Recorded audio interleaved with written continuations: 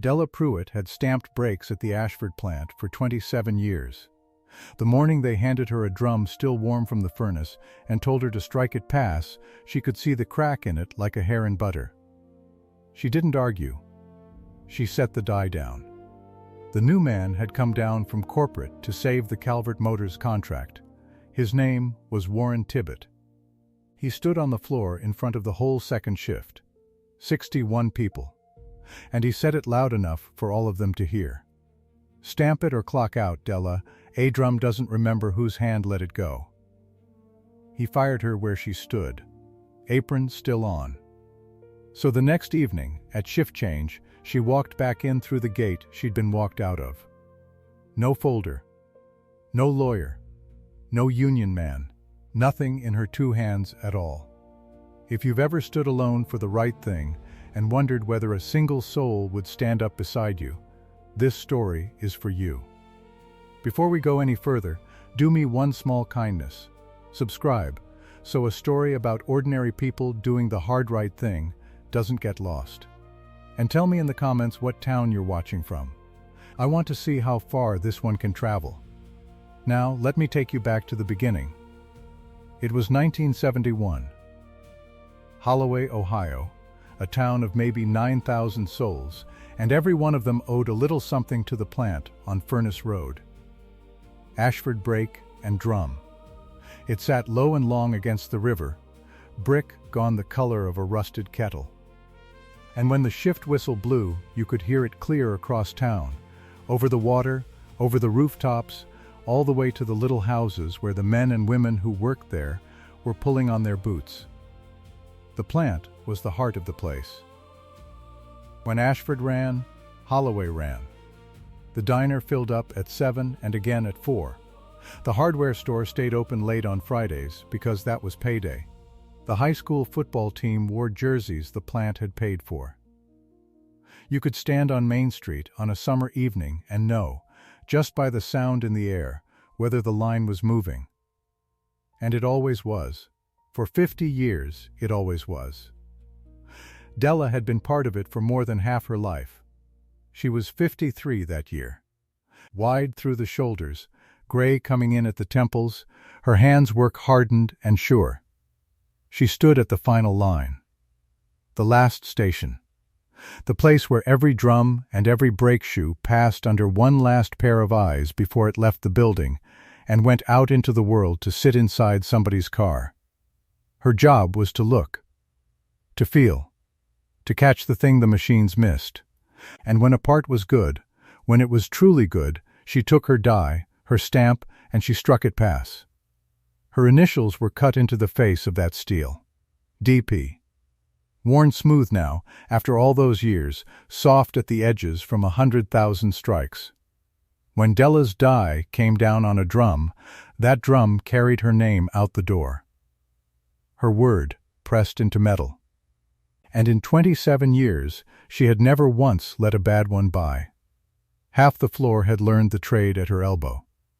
She'd trained the young ones coming up, shown them how to run a thumb along a casting and feel the porosity before you could ever see it, how to hold a shoe to the light and read the lining.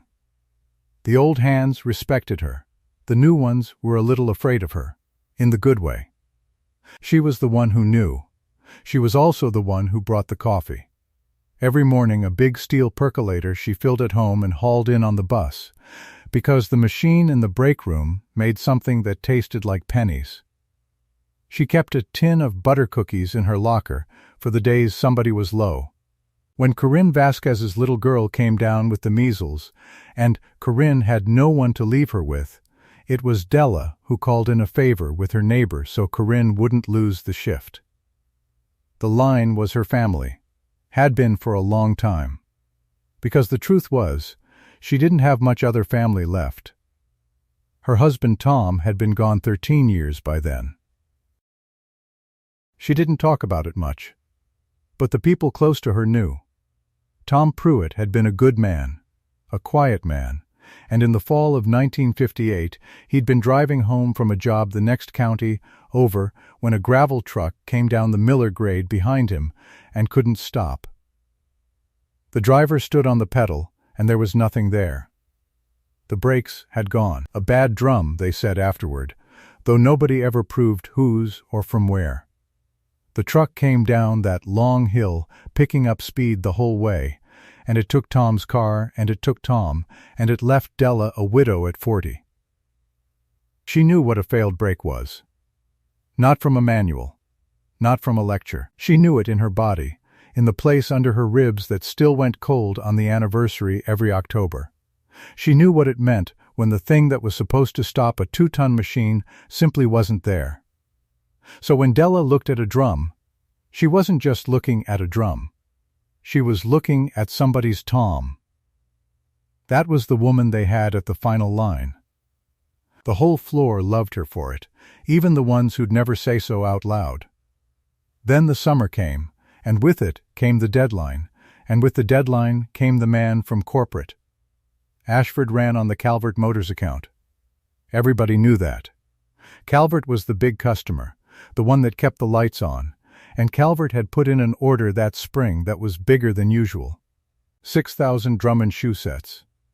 A whole model year's worth. And somewhere up the chain, in an office nobody at the plant had ever seen, somebody had let the schedule slip. Promises had been made and not kept. And now there were 8 days left to ship 6,000 sets, or Ashford would lose the account. Lose Calvert, and you didn't lose a contract. You lost the plant. And you lost Holloway with it. So corporate sent Warren Tibbett to fix it. He was 41, sharp in a way that had nothing to do with the floor. Pressed shirt, narrow tie, a clipboard he carried like it was a part of his hand. He walked the line that first morning, and he didn't look at the people. He looked at the numbers on the wall, the tally of sets per hour. And you could see him doing the arithmetic behind his eyes. 8 days.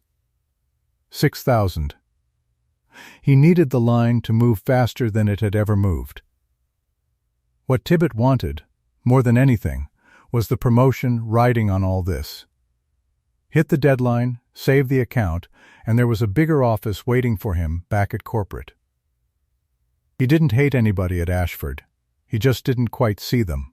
To Tibbett, a plant was a machine. Hands were hands. One pair the same as another, and all of them a little too slow. Roy Dietz was the floor foreman. He'd been Della's friend 20 years. A big, easy man with a laugh you could hear over the presses, though you heard it less that summer. Dietz was caught in the middle, the way foremen always are. Tibbett leaned on him for the numbers. The line looked to him for cover. And Dietz, God help him, was the kind of man who told himself that doing what he was told was the same as having no choice. It let him sleep. Most nights. There was a story about the line. An old one. Most of the young ones had never heard it. But now and again one of the old-timers would tell it, usually at the lunch table. Usually when Della was up getting coffee and out of earshot. Back in '63, there'd been a bad batch. Castings that came out wrong from a furnace run gone sour. Della had caught it, of course she had, and she'd raised her hand about it. And the strange thing, the thing the old-timers told with a kind of wonder, was what happened next. Nobody ordered anything. Nobody made a speech. But that whole afternoon, the line just slowed, quietly, every station easing off a hair. Drums going back for a second look that didn't strictly need one. The numbers dipped for about an hour, and then the bad batch was gone, pulled and scrapped, and the line came back up to speed like nothing had happened.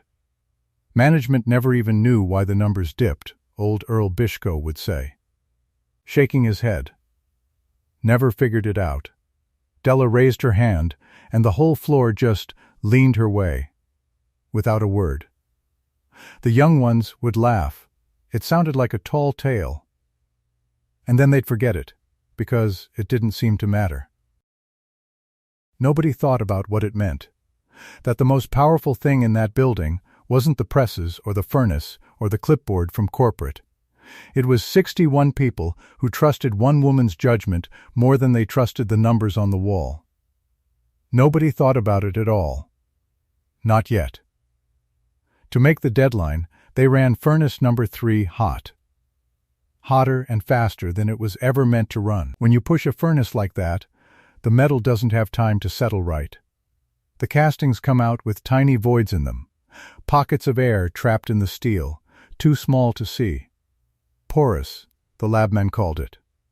A drum like that will pass a glance. It'll pass a thumb, most days, if the thumb's in a hurry. It'll look fine on the shelf and fine on the bench and fine bolted to a wheel. And then one day somebody stands on the brake pedal, hard, in a panic, on a hill.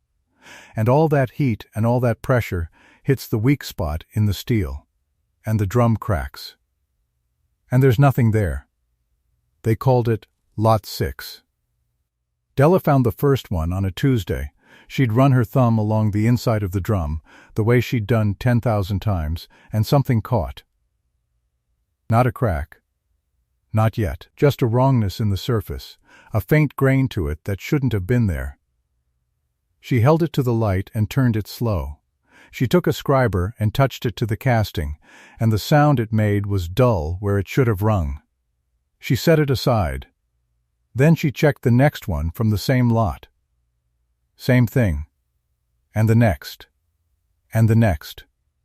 She knew before she'd checked a dozen. The whole lot was bad. Della did what she'd always done, what the manual said to do, what her 27 years said to do. She wrote it up. A defect report, in her own careful hand, laying out the lot number and the furnace run and what she'd found and what she believed it meant.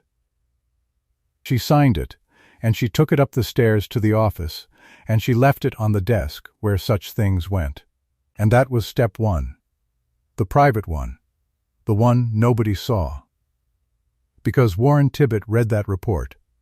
And Warren Tibbett had 8 days, and Warren Tibbett made it disappear. He didn't tear it up in front of her. He didn't argue the metallurgy. He just filed it somewhere it would never surface. And he kept the line running, and he told himself the old inspector was being careful the way old inspectors get. Over-careful. A drag on the number. A day passed. The drums kept coming. Della kept setting the Lot 6 ones aside, and every time she came back from break the pile she'd set aside was smaller, because somebody was quietly feeding them back into the flow behind her. That's when Dietz came to her. It was late in the shift, the floor loud around them, and Roy Dietz stood at her station and couldn't quite meet her eyes. That was step 2. The witnessed one. Not a public thing yet, but Corinne saw it from the shoe station, and a couple of the others, enough that word got around. Della, he kept his voice low. I need you to let this one go. You know I can't do that, Roy. It's one lot. One bad run. They'll remelt it next quarter, they'll fix the furnace, it's a one-time thing. He rubbed the back of his neck. Just let Lot 6 go, and we make the ship date, and everybody keeps their job. Including me. Della, it's my job too. He'll have my head if these numbers don't come up. She looked at him a long moment. 20 years, that look held. All the coffee, all the shifts, all the times they'd covered for each other. Roy, she said. You remember Tom. He flinched. He did remember Tom. He'd been a pallbearer. I can't put my name on a drum that'll do to somebody else's husband what got done to mine. I just can't. You wouldn't ask me to if you'd let yourself think about it. Dietz didn't have an answer for that. He stood there another second, and then he walked away, and he told himself he'd tried, and he told himself the rest of it wasn't up to him. 2 steps down. And Della kept setting the bad drums aside, and Tibbett's patience, thin to begin with, ran all the way out. The 3rd step came at shift change. There's a moment at shift change when the whole floor is full. The 2nd shift not yet clocked out, the 3rd shift filtering in, everybody in the same big room at the same time. 61 people, near enough. And that was the moment Warren Tibbett chose. On purpose, some said afterward. To make a point of her. He walked to her station carrying a drum himself. A Lot 6 drum, still warm, you could see the heat coming off it in the cool air of the floor. He set it down on her bench hard enough that it rang. "Stamp it," he said. The floor went quiet around them. Not all at once. In a spreading ring, the way water goes still. People stopped where they were. Corinne at the shoe station. Earl at his grinder, 11 weeks from his pension. Young Petey Lund, barely 22, new on the line, his wife's photo taped up on his post. Dietz off to the side, jaw tight. All of them watching. Della looked at the drum. She didn't have to pick it up. She'd handled 40 of them that week. She knew what it was. She looked at her die, sitting on the bench where it always sat. D.P. Worn smooth. And she set the die down. Pushed it an inch away from her hand. A small thing. Everybody saw it. "I won't put my name on a drum that'll bury somebody's husband on a grade," she said. Not loud. She didn't need to be loud. In that silence, a whisper would have carried. "That's a bad casting. It'll crack under a panic stop. And I know what that does. I'm not stamping it." Tibbet's face didn't change much. He'd decided, maybe, before he ever picked up the drum, how this was going to go.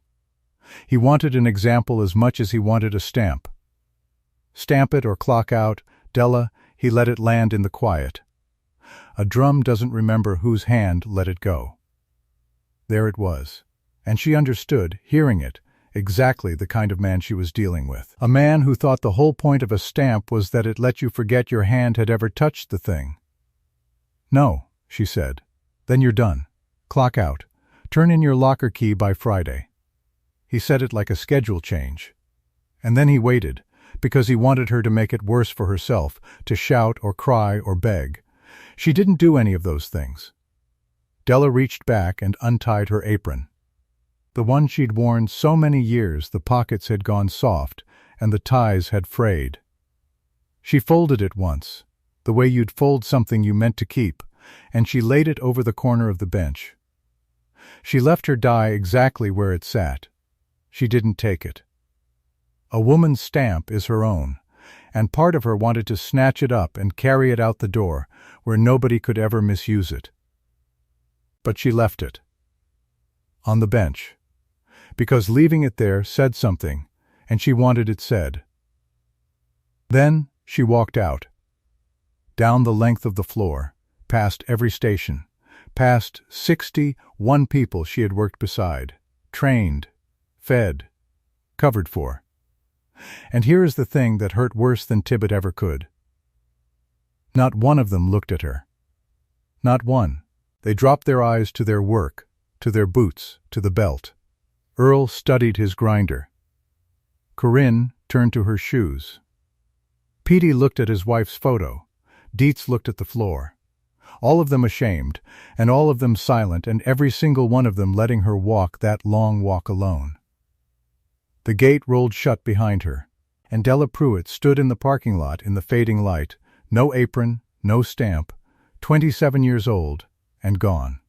And she thought, well, that's that then. She got in her car, and her hands were shaking, and she didn't let herself cry until she was out on Furnace Road, with the plant small in the mirror behind her.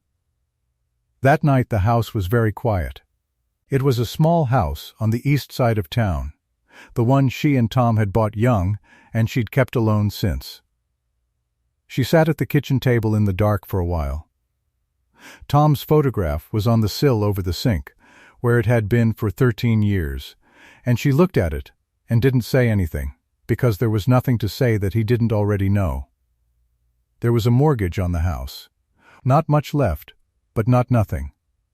There was the electric bill and the water and the small careful life she'd built one shift at a time. And there was, starting Friday, no paycheck. 53 years old with one skill in the world, and the only place in Holloway that needed it had just walked her out the gate. She should have been thinking about herself, about rent and groceries and what a woman her age does when the plant lets her go. And part of her was. But mostly, lying awake that night, she was thinking about Lot 6. 6,000 sets. 8 days, 7 now. And somewhere in that order, folded in among the good ones, was a run of drums that would pass a glance and crack under panic. Going out to Calvert, going into cars, going out onto the roads and the highways and the long hills all over the country. Sitting inside the wheels of people who'd never heard of Ashford or Holloway or Della Pruitt. Waiting, she knew, the way she knew her own name, what one of those drums could do on a grade. She got up before dawn, and she did what a sensible person does. She looked for the proper way. The first proper way was paper. She still had her copy of the defect report, in her own hand.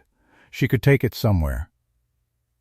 But take it where? The report went to the plant, and the plant was Tibbet, and Tibbet had already buried the original. A second copy from a fired inspector wasn't evidence to anybody. It was a grudge. She could hear how it would sound. The second proper way was a lawyer. She sat with the phone book for a while. But a lawyer meant money she didn't have, and time she didn't have. And even in the best case, a lawyer meant a letter, and a filing, and a date on a calendar weeks or months out. And the shipment left in 7 days. A lawyer was a folder was slow, and Lot 6 was fast. The third proper way was the union. There was a grievance process. There were forms. There was a representative who came around on Thursdays. And she knew, even as she thought it, how that went too. A grievance was about her firing. Her job. It could argue for months about whether Della Pruitt should get her position back. It could not, in 7 days, stop a truck from leaving the loading dock. Every proper road led to the same place. A folder on a desk, and the shipment gone before anyone opened it. She sat with that a long time. The coffee went cold in her hand. And then, slowly, she began to see it. The thing that had been in front of her all along. There was only one thing on earth that could stop 6,000 drums from reaching the road in 7 days. It wasn't paper. It wasn't a lawyer or the union or a judge. It was the only thing that made those drums at all. 61 pairs of hands. The line built them. The line could unbuild them, just by stopping. You cannot ship what you do not make. And you cannot fire your way out of a deadline, because a fired man builds nothing at all. For 7 days, the most powerful thing in the state of Ohio was the willingness of the Ashford floor to keep its hands moving. And if that willingness stopped, if those hands went still, all at once, and stayed still, then Tibbet's deadline died, and the shipment died with it, and Lot 6 never left the building. She thought about 63. The story the old-timers told. The afternoon the whole floor leaned her way without a word, and the numbers dipped, and the bad batch quietly disappeared, and management never knew why. She'd forgotten it herself. Mostly, it hadn't felt like anything at the time. Just the line looking after itself, the way it used to, back before there were clipboards from corporate. But now she saw it for what it was. Not a story. A weapon. The floor's trust in her. Not a document you could bury. Not a report you could file away. A living thing, carried in 61 people, and worth more than every folder in that building put together. The vault wasn't paper. It had never been paper. It was them. And the sick, sinking part of it, the part that kept her at that table long after the coffee was cold, was that she had no idea if it was still there, that trust. Because 61 people had just watched her walk out the door, and not one of them had lifted their eyes. Maybe 63 was a long time ago. Maybe the floor had changed. Maybe they were scared, and tired, and had mortgages and children and pensions of their own, and maybe when it came to it, they'd keep their heads down, and keep their hands moving, and let Lot 6 roll right out the gate. She couldn't know. There was no way to know from her kitchen table. There was only one way to find out. And it terrified her more than the mortgage did. She would have to go back.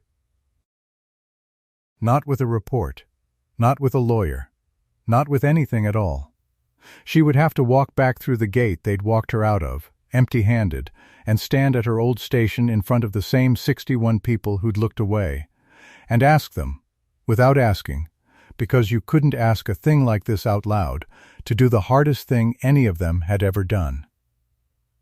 To set down their tools, to risk everything they had, for her judgment, for her word, for a stranger's husband on a hill somewhere. She thought about what that meant for each of them. She knew their lives. That was the terrible part. She knew Earl Bishko was 11 weeks from the pension he'd worked 40 years for, and that a man doesn't throw that away 11 weeks from the end. She knew Corinne Vasquez was raising 2 kids alone on that paycheck and no other. She knew Petey Lund's wife was expecting their first in the spring, and that a boy of 22 with a baby coming doesn't go looking for trouble. She knew Roy Dietz was caught so tight between his conscience and his fear that he could hardly breathe.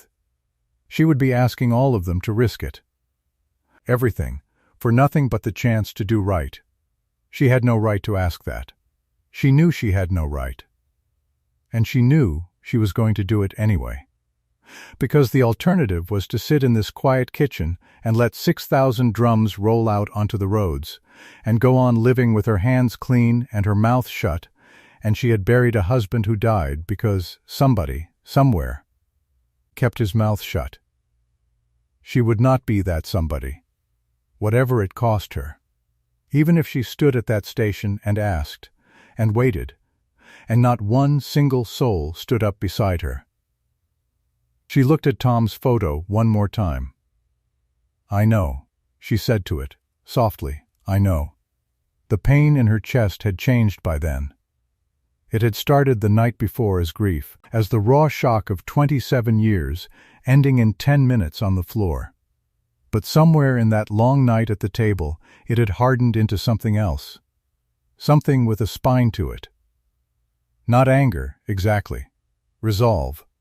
The particular calm a person finds on the far side of deciding a thing they can't take back. She washed the coffee cup and set it in the rack. She made the bed. She did the small ordinary things a person does, and each one felt strange, like the last time she might do them in the old easy way. Then she got in her car and drove into town, not to the plant, not yet, but to sit for a while and let the day pass, because the only moment this could work was shift change, when the whole floor was in one room at once. The same moment Tibbet had chosen to fire her.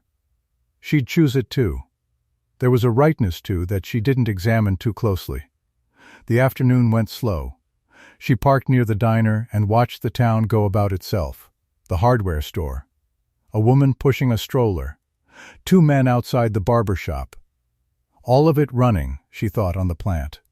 All of it. 9,000 people who didn't know that tomorrow their whole world might hang on whether 61 of them found the nerve to set down their tools. She thought about turning around 100 times, driving home, being sensible, filing the grievance and hoping. She thought about how she'd look, walking back in, a fired woman with nothing in her hands, and how easy it would be for them to look away again. How much it would take to stand there in that silence and wait for an answer that might never come. But she'd buried Tom on the Miller grade.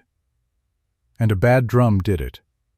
And she was the last pair of eyes on 6,000 more. The light started to go gold.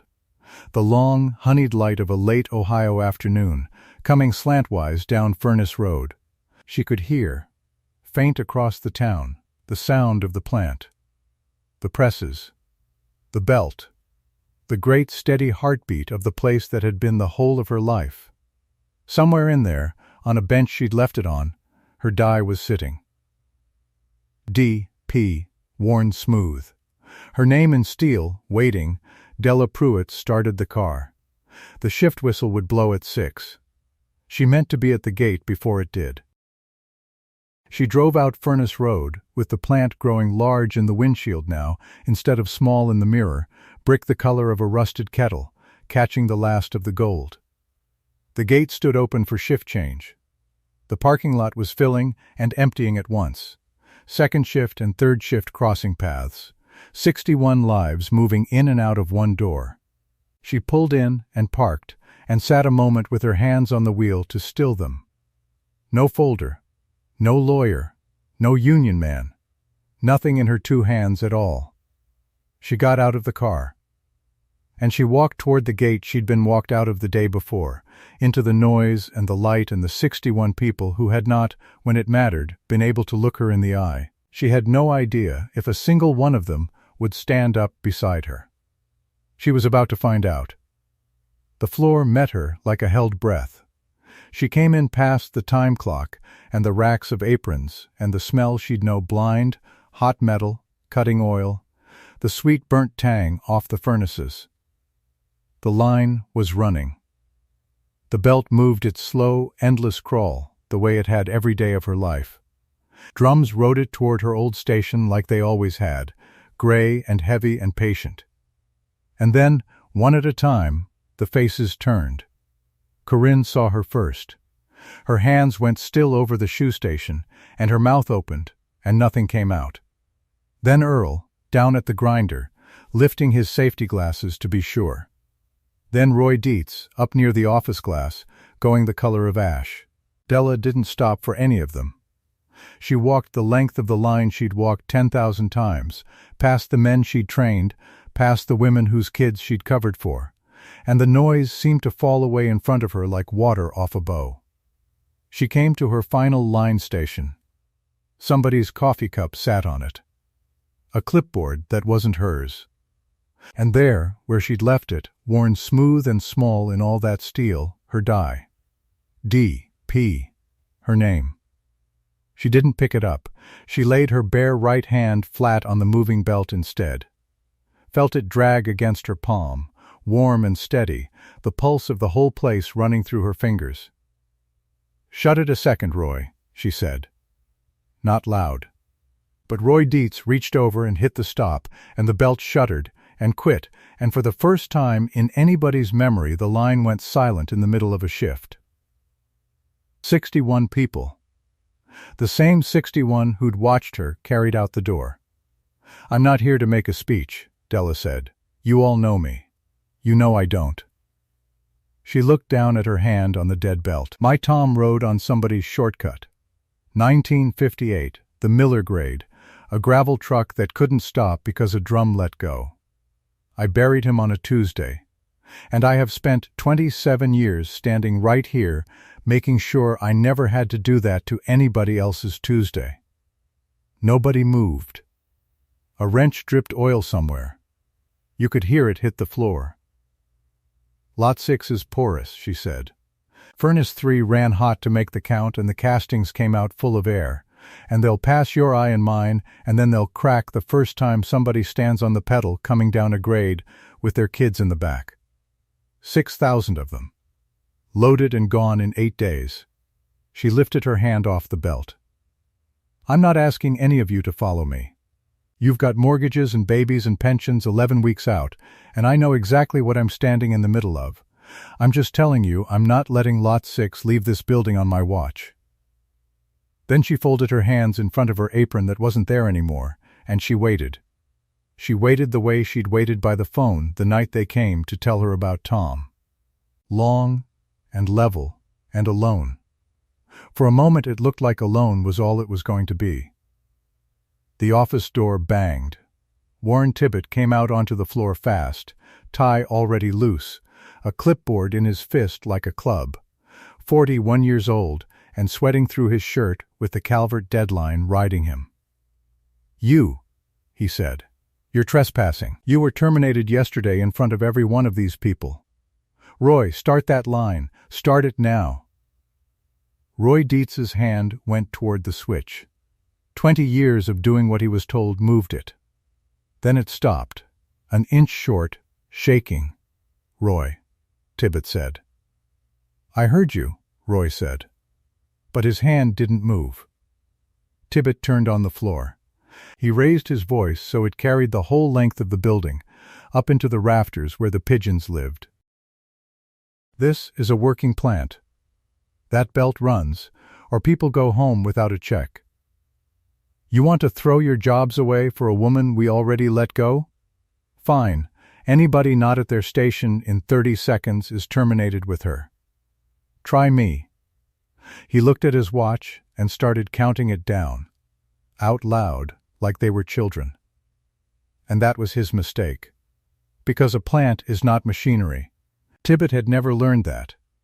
He thought hands were interchangeable. He thought fear ran a line the way current did. He got to 20 before anything happened at all. Earl Bishko moved first. 63 years old, 40 years on the grinder, 11 weeks, 11, from a pension he'd worked half his life toward. The man with the most in the world to lose. He looked at that number on the calendar in his head. Everybody could see him look at it. And then he reached down and shut off his grinder, and he set the tool on the bench. He didn't slam it. That was the thing people remembered after. He set it down gentle, the way you'd set down a sleeping child, deliberate, and the small, clean sound of steel meeting steel bench was the loudest thing in that whole silent building. Then he stepped back from his station, and folded his arms, and looked at Warren Tibbet like a man who has already decided and found it costs less than he feared. Della was right in 63, Earl said, to nobody, to everybody. She's right now. I'm too old to unknow it. Tibbet's count died in his throat. Bishko, 11 weeks, Earl said. You go on and take 'em. I've stood next to that woman for 20 years, and I looked at my shoes yesterday, and I have been sick about it ever since. I'm done looking at my shoes. For one more second it might have gone either way. Fear is heavy. It holds a room down. Then Corinne Vasquez straightened up at the shoe station. 34, 2 kids at home, no husband to fall back on, a rent due the first like clockwork. She had more reason than anybody to keep her mouth shut and her hands moving. She'd stood there the day before with tears standing in her eyes and said not a word while they walked Della out. She wasn't crying now. She reached down and shut her press and laid her seating tool across the shoe rack. And she came out from behind the station and stood next to Earl. You covered my Danny's whole month with the measles, she said to Della. Her voice cracked in the middle of it, and she let it. Never took a nickel. Never told a soul.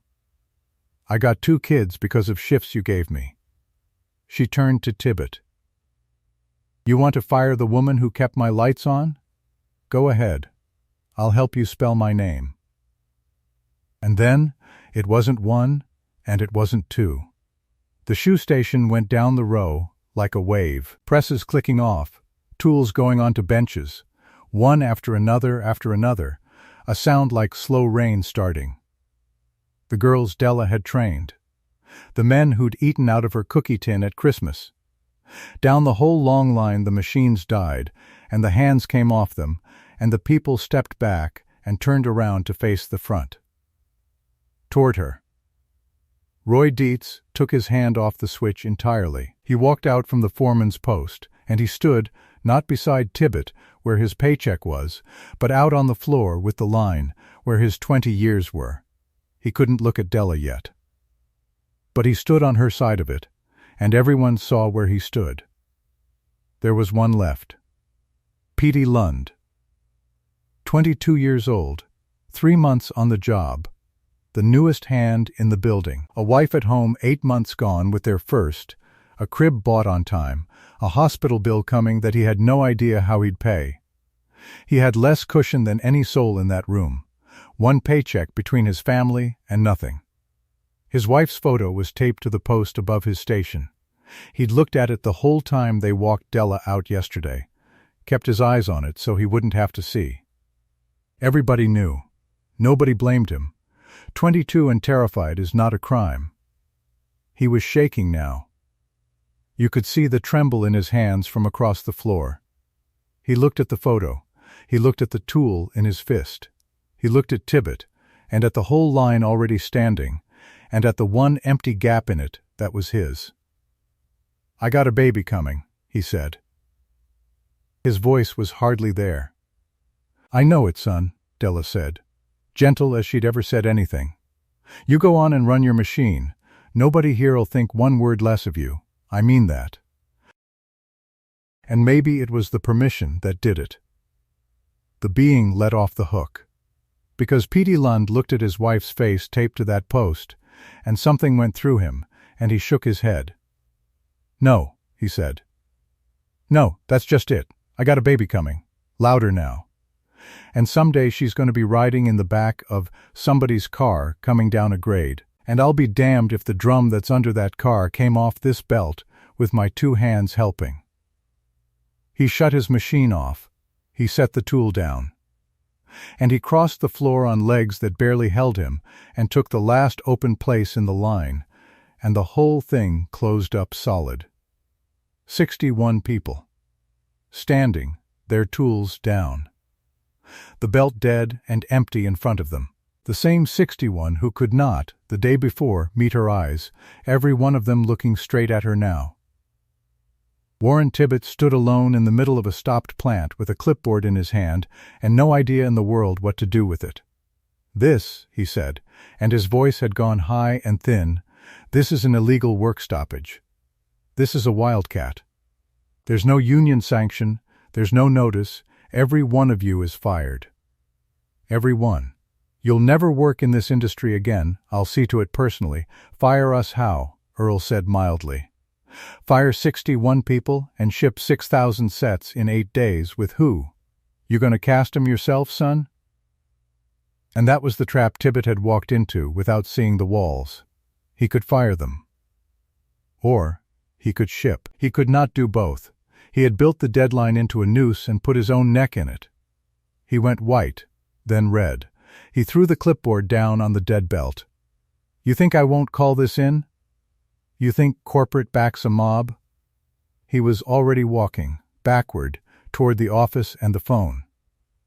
"I'm calling Crane. Hollis Crane, the regional director. And when he gets here, he's going to see exactly what a woman with a grudge and a paper report cost every one of you. You want to stand behind her? You stand behind her. I'll have the whole account here in an hour." He slammed the office door. Through the glass, they could see him snatch the phone up, jabbing the dial, mouth going. And now the fear came back in, cold, into the space the courage had cleared. Because it was one thing to face down Tibbett. It was another to wait for the man over him.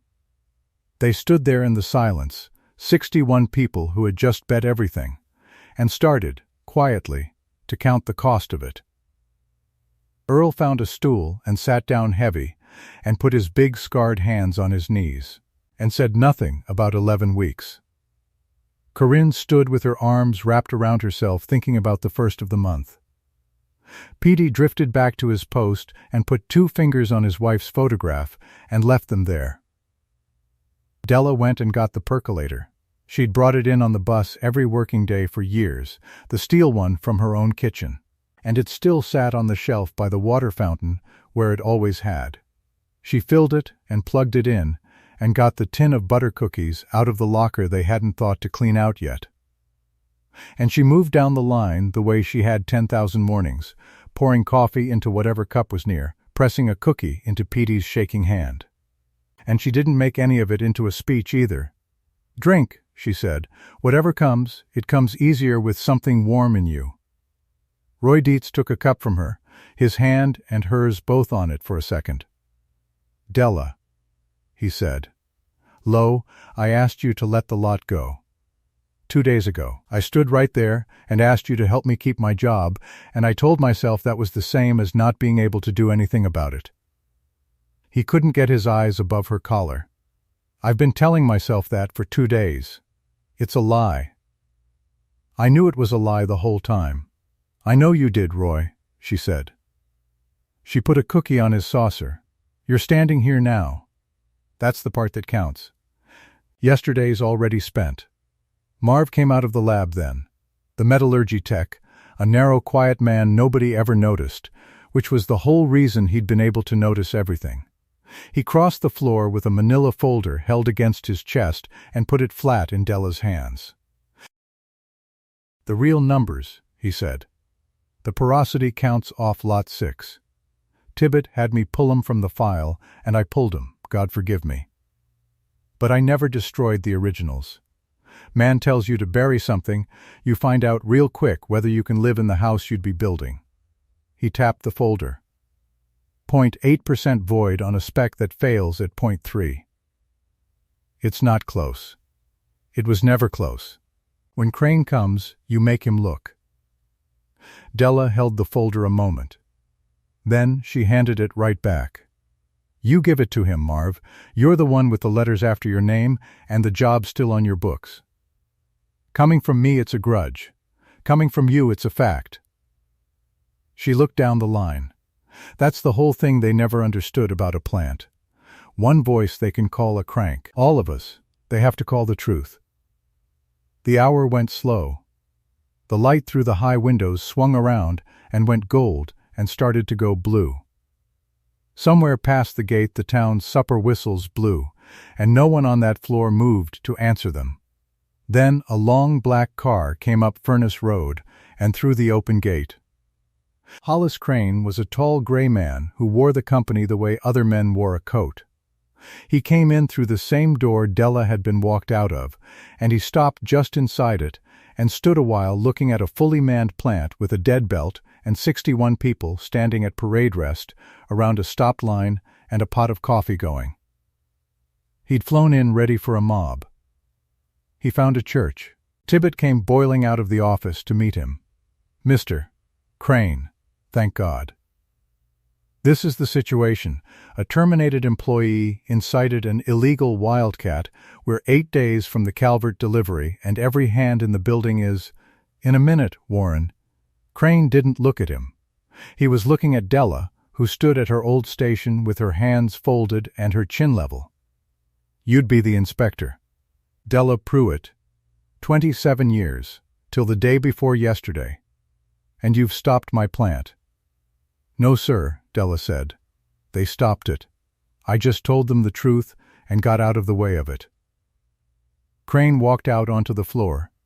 He was a company man to the marrow, and everything in him wanted this to be a discipline problem, a personnel problem, something with a form to fill out. He'd built his whole life inside those forms. Whatever grievance you have, he said, there are channels. There are procedures. You don't hold 6,000 orders and an entire workforce hostage over a personnel dispute. It isn't a personnel dispute, sir, Della said. It's a drum that cracks. So you say. On what evidence? And here it was.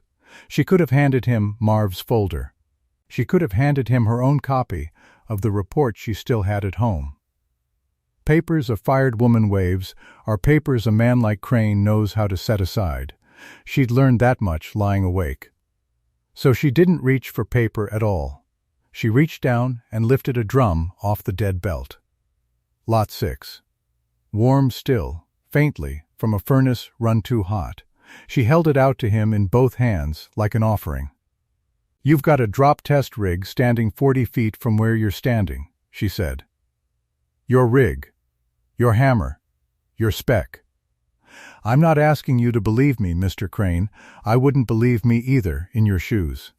I'm asking you to believe your own machine. The whole floor turned to look at the test rig in the corner, the drop hammer they used to certify sample castings. A guillotine of dull steel on 2 greased rails, a dial gauge, a cradle. It hadn't been fired since Lot 6 started, and everybody suddenly understood why. Crane looked at the drum in her hands. He looked at Tibbet, who had gone very still. Warren, when was Lot 6 last drop tested to spec? Tibbet's mouth worked. The deadline, we ran a visual, the samples were... That's not what I asked. It wasn't formally dropped, sir. In the interest of the schedule Crane took the drum out of Della's hands himself. Fire it up, he said. Marv was already moving. The rig woke with a hydraulic sigh, the hammer climbing its rails to full height and locking. Marv set the drum in the cradle, square and true the way the spec drew it, and stepped back and read off the drop weight and the height in a flat lab voice so nobody could ever say it was rigged. Certification drop. Spec says this casting takes it, and rings. A sound drum rings like a bell. He looked at Crane. Crane nodded once. Marv pulled the release. The hammer came down. There was a sound, but it was not a bell. It was a flat, dead, ugly crack. The sound of a plate dropped on a stone floor, and the drum in the cradle split clean across from lip to lip. One long, dark seam opening through the gray iron, and a piece of it spun off and rang on the concrete and lay still. The rig's echo climbed up into the rafters and died. Nobody breathed. Crane walked over to the cradle. He picked up the two halves of the drum, one in each hand. He turned the broken faces to the light and looked at the inside of that iron, and any man who'd spent a life in castings could read what was written there. The metal was full of little dark voids all through it. Air, foam frozen in steel. A drum that would hold up fine on a showroom floor and fail on the one grade, the one panic stop, the one time it mattered most. He held it a long moment. A company man reading the company's own verdict in his own two hands. Then he set the pieces down, gentle, the way Earl had set his tool down, and he turned around, and for the first time he really looked at the 61 faces watching him. He looked at Petey with his wife's photo. He looked at Earl on his stool. He looked at Della. "How many of these have we cast?" he said quietly. Marv answered. "Lot 6 is 6,000 drum and shoe sets. All of it out of Furnace 3, all of it run the last 3 weeks at temperature. Every casting from that heat carries the same porosity. I've got the void counts in a folder in my hand. 0.8%. The spec fails at 0.3. Crane took the folder. He read it standing up in the middle of the floor, while 61 people watched him do it. It didn't take long. The numbers were not close, and he knew iron. He handed it back to Marv. And then Hollis Crane did the thing that Tibbet, to the end of his days, would never understand a man in his position doing. He turned to the floor, and he told them the truth, out loud, in the same open room where the wrong had been done. "Lot 6 is scrapped," he said. "All 6,000 sets. Nothing from Furnace 3 ships. I'm shutting 3 down as of tonight for full requalification, and it does not light again until it certifies clean, deadline, or no deadline." His voice carried the length of the building. This account was never worth one drum that fails. Calvert Motors builds a car to carry people's families. They will not thank us for a drum a whole plant refused to make, and they will not sue us for shipping it right and late instead of wrong and on time. I'll handle Calvert myself. He let that stand a second. "You were right to stop the belt," he said. "And that cost him something. You could see it cost him.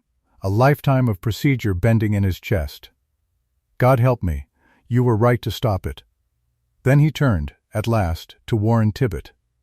Tibbet had been backing up by inches the whole time, toward the office, toward the door, toward the car in the lot. He stopped when Crane's eyes found him. "You buried her report," Crane said. It was not a question. "Mr. Crane, I made a production judgment under a deadline that you gave. You had a certified inspector tell you in writing that a casting would crack, and you took her out of the building for saying it, and you did not drop a single test, because a test would have told you what you didn't want the file to say." Crane's voice never rose. That was the terrible part of it. "You didn't miss this, Warren. You chose it. There's a word for a manager who ships a break he knows is bad to make a number, and it isn't ambitious.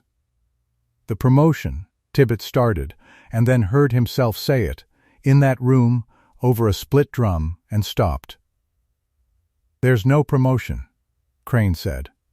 "You're reassigned to the Dayton Depot effective Monday. Inventory, you'll answer to a foreman. Consider it a good deal more mercy than a drum that cracks on a grade would have shown the family in the car." He turned his back on him. That was the whole sentence. "Now get off my floor. These people have work to undo." Tibbet stood a second longer, looking for something to say that would put the room back the way it had been an hour before, back when he was the man who decided things. There wasn't anything. There's never anything, at that particular moment, for that particular kind of man. He walked out through the 61 of them. And they didn't jeer him and they didn't crowd him. They just watched him go, level and quiet, the way you watch weather leave. He had to pass Della to reach the door. He slowed by her station. Whatever was in him, spite or the ghost of an apology or just the need to have the last word one time, it came up as one dry line. "You cost this plant a fortune today, Della." Della Pruitt looked at him. 27 years, a husband on the Miller grade, a die with her name worn smooth, sitting 6 feet away. She didn't give him a speech, and she didn't give him a curse. She gave him nothing at all but a long, level look. The look you give a thing you have finished being afraid of, and she let him find the door on his own. He found it.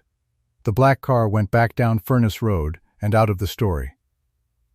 For a moment the floor didn't know what to do with itself. An hour of held breath, and now the thing was done, and the air had to figure out how to be ordinary again. It was Roy Dietz who moved. He went to Della's final line station, to the little steel die sitting there where she'd left it 2 days before.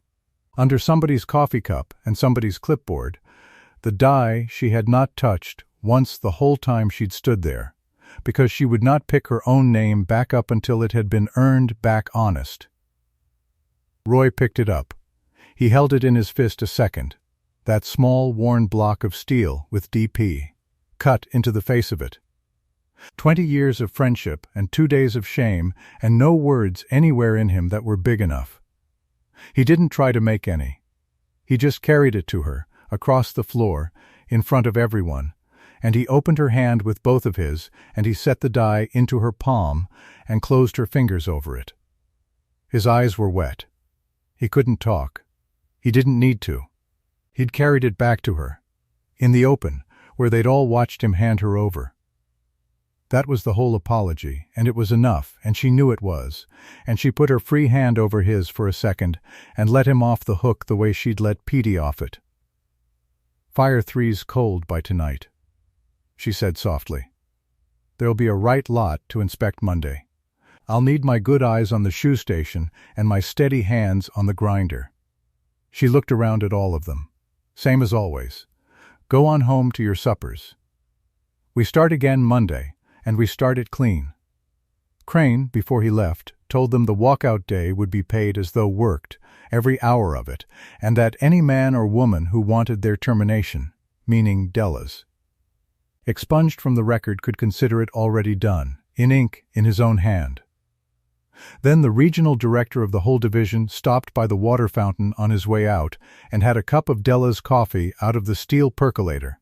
Black, standing up, like any other hand on the floor, and he set the cup down and said, "That's better coffee than we get at corporate," and went out to no car of his own but a plain company sedan and drove off into the dark. And that was the end of the hard part. It was spring again before Della thought about any of it as a story instead of a Tuesday. The whistle blew at 6 on a morning in April of 1972, and the light came in through the high east windows the color of butter, the way it did that time of year, laying gold stripes down the length of a line that ran clean and true. The belt crawled its patient crawl. Good drums rode it toward her, gray and sound, ringing like bells when the rig dropped the samples. Every one of them out of a Furnace 3 that had been torn down and rebuilt and certified to spec before it ever lit again. Della Pruitt stood at her final line station with the steel percolator going on the shelf behind her and the tin of butter cookies open for whoever came by. Her die was in her hand. She turned a finished drum, looked at it the way she'd looked at a million of them, ran her thumb along the lip out of habit, and when it was right, and it was right, she struck it. DP. Her name in the iron, a little more worn than it used to be. Worn smoother by the second 27 years she fully intended to give it. Earl Bishko had gotten his pension after all. They'd thrown him a party in the break room, Sheet cake with his name in blue frosting and 40 years spelled out in candles they were afraid to light all at once. He came back on Thursdays anyway, to drink the coffee and boss the young ones, because a man doesn't know what to do with his hands after 40 years of using them. Petey Lund's baby had come in March. A girl, healthy, loud, 7 pounds and change, and he'd brought her by the plant in a bundle the second week, and walked her down the whole line so everybody could see, past the post where his wife's photo still hung, and Della had held her a minute at the final line station and looked down into that brand new face and thought about grades and panic stops and drums that ring like bells, and handed her back and had to go stand by the water fountain a minute. There was a small item in the paper that spring, 3 towns over, easy to miss. A rival plant had a recall out. Some run of drums that cracked under hard braking, a batch that got past inspection on a deadline. No one hurt yet, the item said. A voluntary recall. Della read it at her kitchen table over coffee and didn't feel one thing that was like triumph. She just folded the paper and looked out the window a while. Tom's photograph sat on the sill above the sink, where it had sat for 14 years. The kitchen filled up with morning. She washed her cup and set it in the rack and touched the frame the way she did every day on her way out to the bus. Not a ritual exactly, just a hand knowing where it belonged. The drums that had shipped out of Ashford that year held. All of them. Down every grade in 3 states, in the rain and the ice and the one bad second when a family stands on the pedal, they held, and rang, and brought people home, and nobody ever knew a single name of the 61 who made sure of it. Which is how it's supposed to be. The best work anybody does is the disaster that never happens, the funeral nobody has to hold. The empty Tuesday that stays empty. She'd learned one thing, standing on that dead belt with her bare hand flat against it, and no idea if a soul would move. A stamp is only worth the hand behind it. And a hand, no matter how steady, no matter how right. A hand is only ever as strong as the ones who won't let go of it when it counts. She'd spent 27 years believing she had to carry the whole line alone, the way she'd carried everything alone since the Miller grade. And it took getting walked out that door to learn the truth of the place. She'd never been carrying them at all. They'd been holding her up the whole time. She just hadn't set anything down heavy enough to feel their hands under it, until the day she set down her die. The whistle would blow again at 6 the next morning, and the morning after that. The coffee would go on.